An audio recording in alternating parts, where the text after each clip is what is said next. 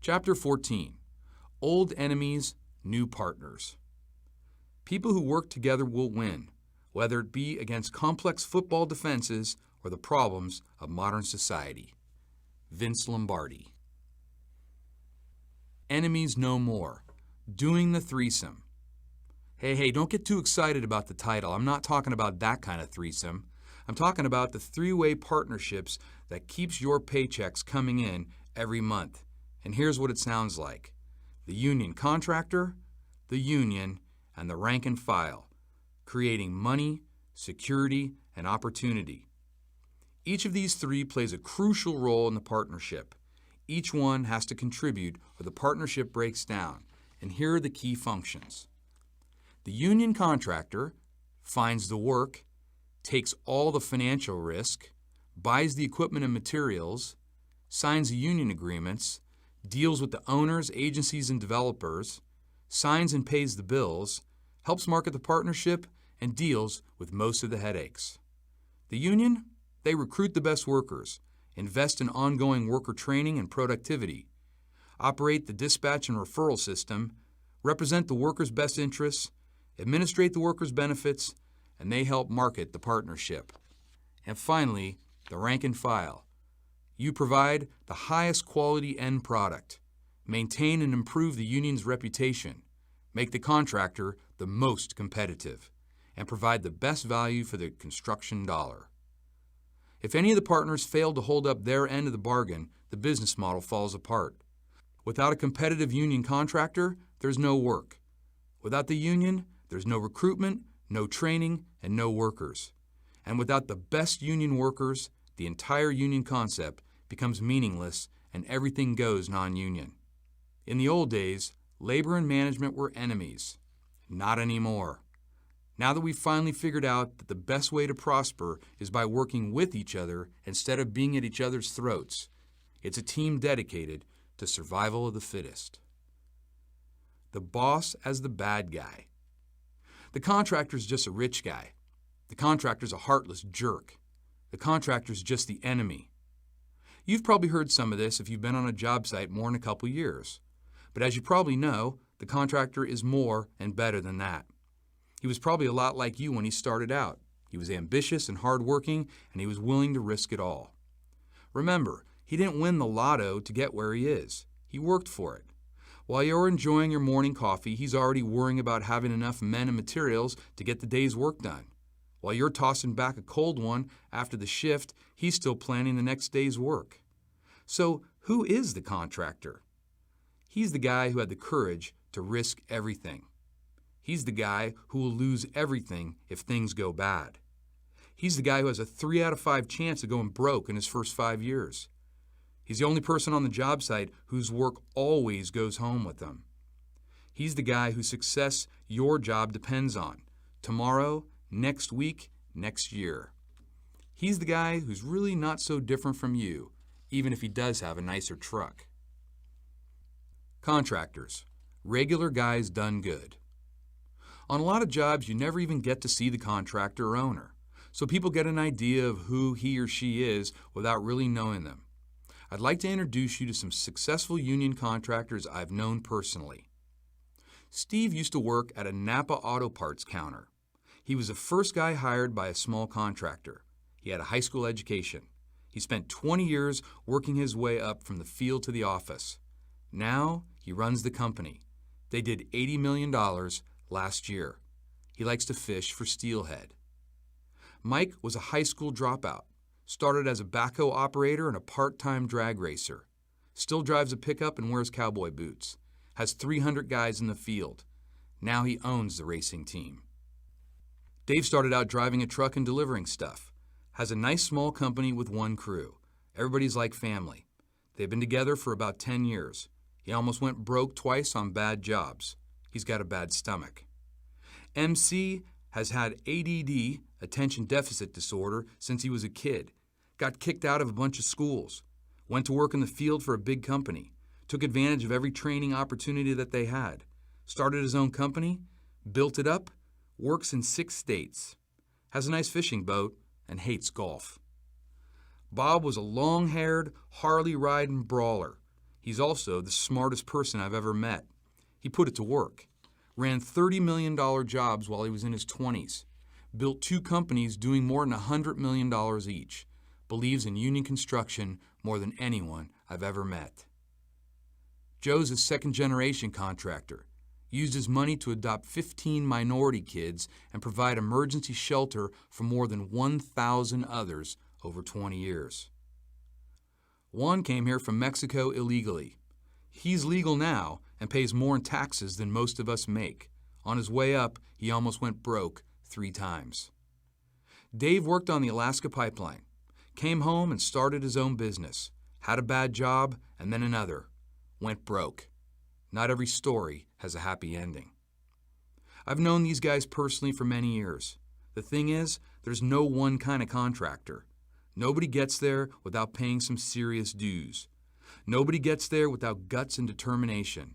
Some win big, some lose big, but they're definitely not all a bunch of stuck-up, golf-playing, Mercedes-driving jerk-offs. Far from it. Here's the lesson. Don't assume you know anything about a man just because his title is boss. The union's key role. What does a union do in the partnership? It represents you, manages your benefits, negotiates your contracts, and a whole lot more. A key role for the union is using business agents and organizers to line up more union contractors and get more jobs. This is probably the union's most important job, creating your next job. The business agent's role. Do I want that guy's job? Who is the business agent? At first glance, it looks like a pretty easy deal. The business agent gets to work off the job site. He has a car. He seems to spend a lot of time schmoozing. Sounds pretty good? Okay, let's say you get hired as a business agent. Here's what you get to do. You get to be on call all the time. Watching Monday Night Football and somebody's wife calls asking about benefits? Suck it up because it's part of the job. Dealing with some of the worst guys in the union, the troublemakers, the big mouths, the crybabies. In fact, you get to spend most of your time dealing with them. Oh, and by the way, they talk smack about you anyway. Still sound good? Hey, you get to work nights, lots of them. And finally, you get to have everybody, contractors and rank and file, criticize and second-guess you all the time. The business agent's job is not easy, but it affects your employment. Here's some of what they do for you. They grow the pie by getting non-union contractors to do business with the union. They take care of real problems and make sure the members are well represented. They represent the union with local politicians who decide who gets work in the future. They build better relationships with existing union contractors to improve your working conditions. They negotiate better terms, better conditions, and better wages. And they represent your interests in legitimate grievances. Give the business agent a break. You may not always see it, but he's probably doing the best he can. If you think you could do a better job, go for it. Just don't say I didn't warn you how tough and often thankless a job it really is. The rank and file's key role. The rank and file are really the most important piece of the puzzle.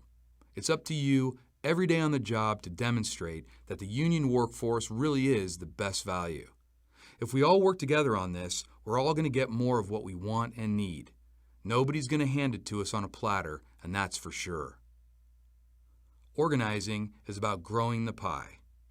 With all this talk about organizing and growing the pie, you're probably saying, who cares? Why should we bring in guys that probably aren't as good as me? Or even worse, what if they are as good and I have to compete for my next job? Growing the pie and organizing is a little more complicated than that. Here's a few things to think about. More union contractors means more union jobs. That's why organizing non-union companies is so important. We need to offer an unbeatable value.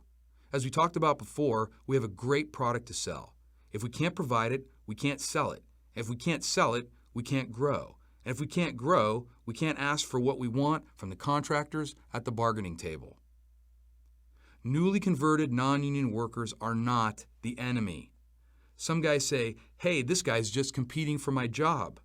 Duh, he was already competing for your job as a non-union worker and for less money. Would you rather have an equal playing field or some guy undercutting you? Everybody has a role in organizing. Front door organizing, another crazy idea. If you've attended Comet or other programs that help the union organize new members, here's a crazy idea. Instead of only sending guys in through the back door as salts, why not send them through the front door as superstars? A non-union contractor is a person that hasn't been convinced yet that we're the best in the world. How are we going to change their minds? Think of 4 guys in your local union that are the real thing. I mean, everybody knows these guys are the cream of the crop. What if we were to send those 4 guys to a non-union job site and show the non-union contractor what he's missing? By the end of the day, he should be so impressed that he'll be ready to sign a union contract on the spot. On the other hand, if the 4 guys aren't way better than his non-union guys, why should he sign? Who are these assholes? And other frequently asked questions on organizing. A lot of guys figure it's a bad idea to organize these non-union workers. We hear stuff like, why do we need these guys when we already have enough guys in the union?